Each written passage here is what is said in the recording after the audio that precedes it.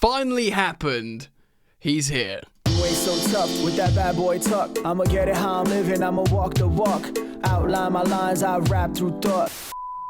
Yo, what's happening, people? Welcome back to Football Therapy with me, your host, Jan. I hope you're doing well. I really do hope that Enzo Maresca has been announced by Chelsea Football Club. It's done. He's here. I'm going to react to the official announcement from Chelsea in today's video, as well as giving you news on some of this Olympics controversy with Enzo Fernandez, the Reece James red card decision, some other stuff with some French players. There's lots to get into today.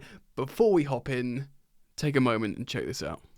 Yes, friends, this video is brought to you by my sponsor, Surfshark. Everybody in the world who uses the internet needs a VPN in this modern age, a virtual private network, a service that encrypts your data that does so much for you. You may not yet have a VPN, or you want to get a better one. This is your opportunity. So Surfshark is the best VPN, in my opinion, across the whole entire web. It utilizes so many different servers in so many different countries. It's super easy to use, and by using Surfshark, you can browse the internet safe in the knowledge you're not being tracked, as well as having that additional layer of security to keep you safe against those horrid data pirates. And of course, the Euros is among us, ladies and gentlemen, boys and girls. Many of you who watch my content come from all around the world, and you might want to watch coverage from such broadcasters like BBC and ITV who are covering the Euros. And you can, even if you don't live in England, you can utilize Surfshark and hop over to a UK-based server, and suddenly you can watch the coverage from BBC and ITV of the Euros,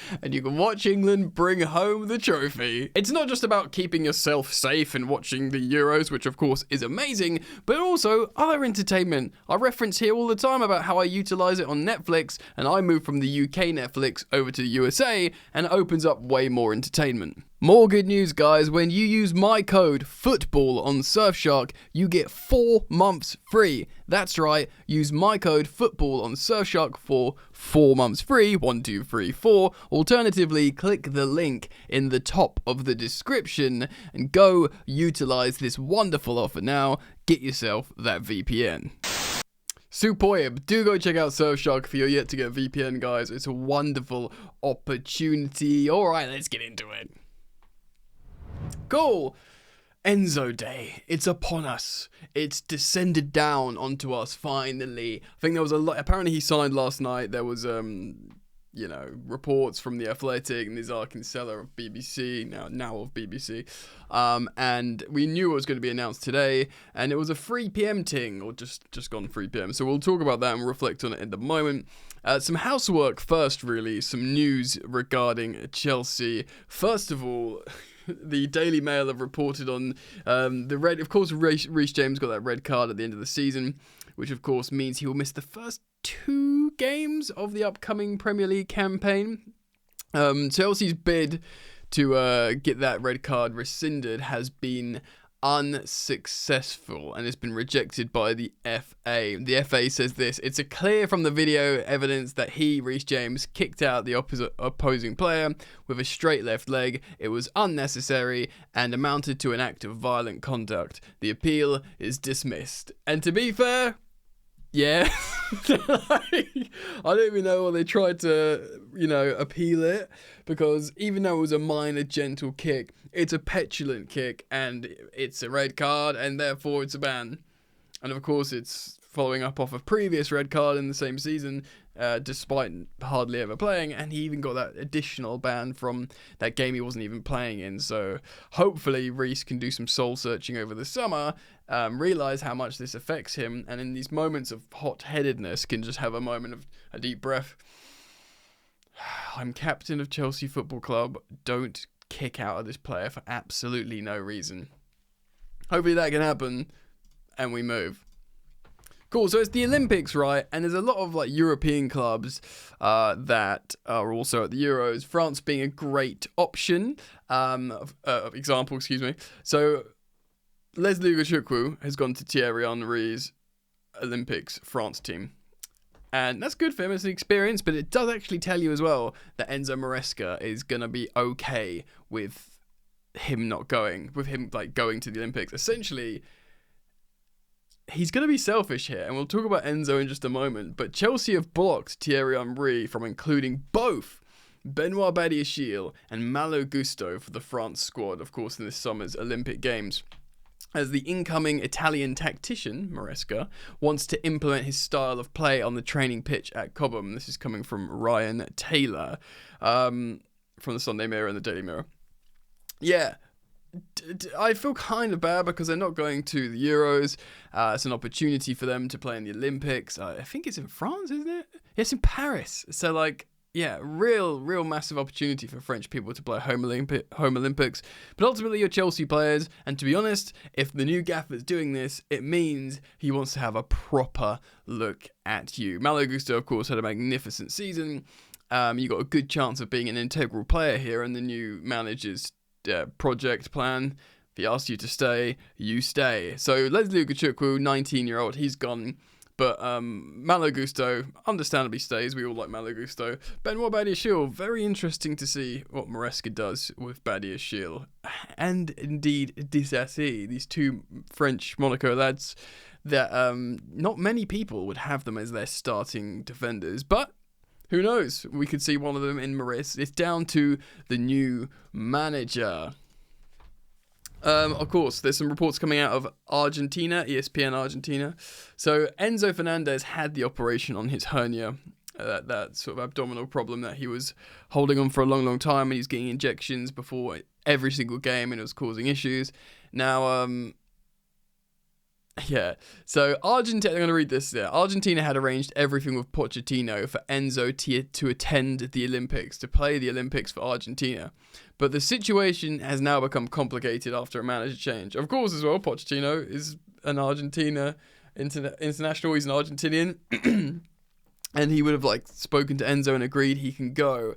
Now, this apparently is not happening now, that Enzo Maresca's no, I want him at Cobham. I need to get started as quick as possible. We've got a hectic pre-season. Of course, we've got those 2 qualifiers for the Conference League as well at the beginning of the season. It's a very, very congested schedule early doors and a relatively, pretty darn congested fixture list in America for the pre-season tour. Yeah. Very interesting to see how Enzo, as in the player, Fernandez, reacts to the change. I mean, generally, he should be a grown-up here. Everyone should be a grown-up here and think big picture. And also, he should think about how actually this managerial change, even though you're losing your countryman and Pochettino, who everyone liked, who said you can go to the Olympics, this managerial change, in theory, should benefit you as a player, considering your profile as this passing midfielder.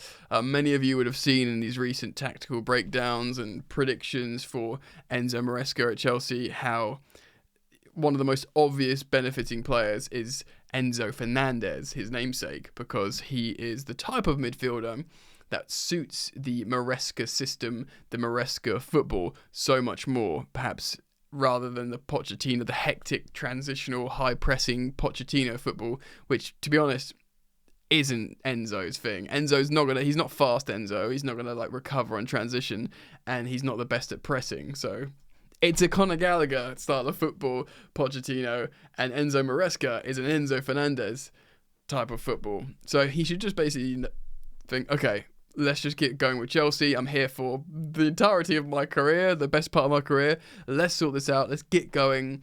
There'll be plenty of opportunity. Argentina will constantly turn to Enzo Fernandez. They will.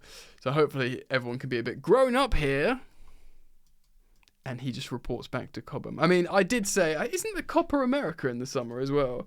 Because I did say I wanted him to play the Copa America because I think that would be good for his... Yeah, it is the Copa America. It's in June to July. So maybe he's not going to the Copa America. I think he's been called up to the squad. Anyway, so hold on. Let me just double check this while I'm live. Hold on. Yeah, so it's the Copa America first, and then runs into the Olympics. So maybe they will let him go to the Copa America, but because the Olympics will mess up his preseason or whatever, that makes sense. Good, be selfish, Enzo. Maresca, the coach. Yes, get your ideas going. Let's be good as quick as possible, and the individual international, whatever, ambitions of these players will just have to be on hold because we're the ones who pay them, lest we forget. So, on to the manager. Enzo Maresca to become Chelsea's men's head coach on Chelsea Football Club's website. Chelsea Football Club is delighted to announce the appointment of Enzo Maresca as new head coach, not manager, but it's been head coach for a few. I think Thomas Tuchel's head coach as well, in terms of when he was appointed by Abramovich for the men's first team. The Italian will begin his new role on the 1st of July. So he signed the documents, but he's not officially the manager until the 1st of next month, interestingly. But he will definitely be doing work in preparation, especially considering even in his interview, he'd already done work for the Chelsea squad, showing what he knows about the personnel and the roster. With an option for a further year. So a 5-year contract, an option for a further year, taking him potentially into 2030. Really is Project 2030, isn't it? So Lawrence Stewart and Paul Winstanley, Chelsea's co-sporting directors, said, "We are delighted to welcome Enzo to Chelsea. He's proven himself to be an excellent coach, capable of delivering impressive results with," and this is obviously key here, "an exciting and identifiable style." Sorry, I'm just clearing my throat there. Yes, style. I mean, a lot of people said, we understand what Pochettino's doing, you can see, but they want this style of football that they can lean on, that the sporting directors go, right, this is how Chelsea play, and we are going to do our best to find the players for you. So when everyone says he's a yes man, he's just going to do as he's told, it's not really. He's a strong character, Maresca. It's his factors that everyone understands and agrees on how Chelsea should play. So when he wants a player, he's not just saying, "Oh, bring me Vidal," or something like Conte would. They'll be like, "No, I need this type of player." Okay, well, we play like this. So that type of player, we've got a massive portfolio of players here. We think we can get this guy. Let's have a conversation about it. That's the collaborative style they're sort of going for here. So the sporting directors go on to say this: Enzo has deeply impressed us in our discussions leading up to his appointment. His ambitions and work ethic align with those of the club. Now, what are the ambitions of the club? Because it should be high as Chelsea Football Club. Are we right? Should be. We thoroughly look forward to working with him. Chelsea's ownership group says, quote, "We are thrilled to welcome Enzo into the Chelsea family. We look forward to supporting him and the rest of the sporting team in fulfilling their potential and our expectations over the years to come." What is the expectations? He is a highly gifted coach and leader, and we are confident can help fulfill our vision and competitive goals for the club. Positive. So Maresca said this, and this is, we haven't heard anything from Maresca, so this is big. "To join Chelsea, one of the biggest clubs in the world, is a dream for any coach. It is why I am so excited by this opportunity. I look forward to working with a very talented group of players and staff to develop a team that continues the club's tradition of success and making fans proud." There is a nice graphic here of Enzo Maresca that the Chelsea media team have put up with his playing career. West Brom, Juventus, Fiorentina, Sevilla. Is it Olympiacos or is it AEK? All of the Greek teams. Palmero. He's won 2 UEFA Cup winners with Sevilla. Major honours, there's a bunch of trophies, go check it out. His coaching career he's won PL2 with Man City. He won the treble as assistant manager as Man City, and of course he has he has won the championship with Leicester. Is it Palmer? Where's that? Well, he got sacked after a few games. 67% win rate, very, very strong. I'm assuming that's his entire managerial career win rate. But yeah, interesting. After spells on the coaching staff with Ascoli, Sevilla and West Ham United, Enzo of course took charge of Man City's elite development squad in August 2020, guiding them to the PL2 title the following year. After a stint with Parma and an assistant coach at Man City, Enzo was appointed at Leicester City in June 2023. The 44-year-old guided them to the title and promotion back into the Premier League in his first season in charge. Enzo's staff will include former Chelsea goalkeeper Willy Caballero, Danny Walker, Michel de Barnardin, Marcus Alvarez, Javi Molina, Roberto Vitiello. Ben Roberts, of course, is the goalkeeping coach that will stay on. And he's head of global goalkeeping at Chelsea.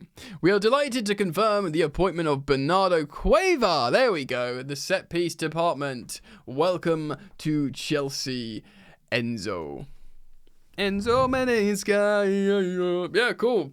Done. A gaffer, a team of coaching staff, and Bernardo Cueva, who I think we should genuinely remain excited about.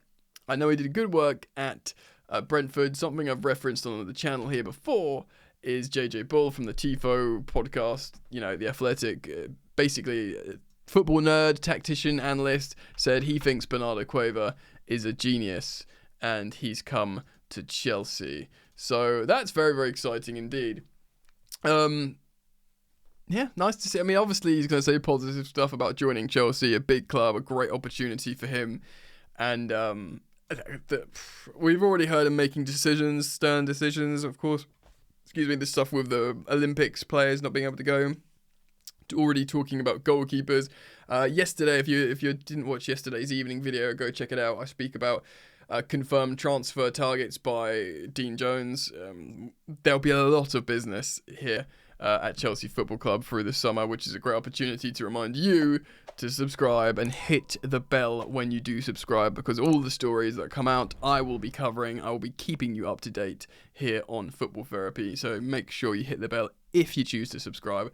And yeah, thanks for liking, man. I can't wait to read the comments on this one. I think Chelsea fans will be relieved. It's sorted. It's the beginning of June. It's been announced. He'll be officially getting to work next month, but you can bet your bottom dollar, you can put the farm on the fact how he's already doing work for Chelsea in terms of preparing for pre-season and indeed the new dawn at Chelsea Football Club. So I can't wait to read your comments. Thank you again for joining me, and I'll see you back here soon. Peace.